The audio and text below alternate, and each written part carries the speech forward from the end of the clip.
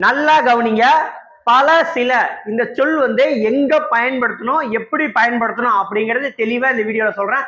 வீடியோவை பல சில அப்படின்னா என்ன அப்படின்னா, ஒன்றுக்கும் மேற்பட்ட இருப்பதை குறிப்பதான் பல சில. அப்பதான் அந்த வாக்கியத்தை பயன்படுத்துவோம். ஒன்னே ஒண்ணு இருந்தா அதுக்கு நம்ம பல சிலன்னு பயன்படுத்த மாட்டோம் இல்லைங்களா?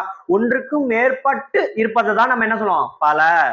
பல ஆடுகள், பல மரங்கள், பல குரங்குகள் அப்படின்னு சொல்லி என்ன பண்ணுவோம்? ஒன்றுக்கும் மேற்பட்ட இருப்பதை குறிப்பதற்கு தான் நம்ம இந்த பல சில குரங்குகள், சில ஆடுகள், சில மாடுகள் அப்படின்னு சொல்லுவோம் இல்லைங்களா?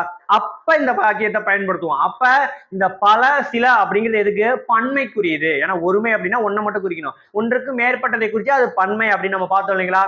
அப்ப இந்த பல சில அப்படிங்கிறது என்னது? பன்மைக்குரியது. ஓகே, இல்ல இதை எங்க பயன்படுத்தணும் அப்படின்னா, அக்ரிணை பன்மையில மட்டும்தான் பயன்படுத்தணும். நல்லா ஞாபகம் வச்சுக்கோங்க. அக்ரிணை பன்மையில மட்டும்தான் பயன்படுத்தணும். இந்த இரண்டு வாக்கியத்தையும் நீங்க நல்லா கவனிங்க. பல ஆடுகள் மேய்ந்தன, பல ஆடுகள் மேய்ந்தன, பல மக்கள் வந்தனர், பல மக்கள் வந்தனர். இந்த இரண்டு வாக்கியத்தை நல்லா யோசிச்சு பாருங்க. நான் என்ன சொன்னேன்? அக்ரிணை பன்மையில மட்டும்தான் பயன்படுத்த முடியும் அப்படின்னு சொன்னேன் இல்லைங்களா? அப்ப இதுல பாருங்க, ஆடுகள் அப்படிங்கிறது என்னது? ஒரு பன்மையில வரக்கூடியது. ஏன்னா உயர்திணை அப்படிங்கிறது மக்கள் இல்லாத மற்ற எல்லாமே என்னது? அக்ரணை அப்படி இல்லைங்களா? அப்ப இது அக்ரிணையில வரக்கூடியது. இது மக்கள் அப்படிங்கிறது என்னது? உயர்திணைக்குரியது.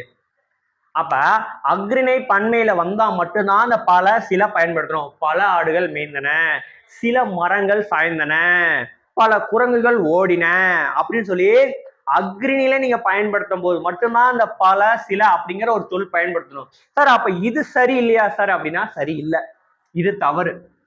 அப்ப எப்படி சார் நம்ம பயன்படுத்தணும் உயர்திணையில வரும்போது அப்படின்னா, இத பாருங்க.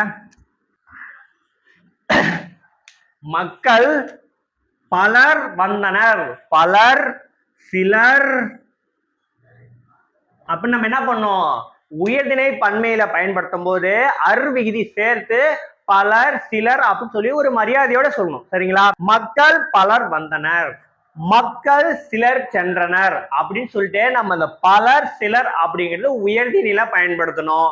பல சில அப்படிங்கிறது அக்ரிணில பயன்படுத்தணும். சரிங்களா?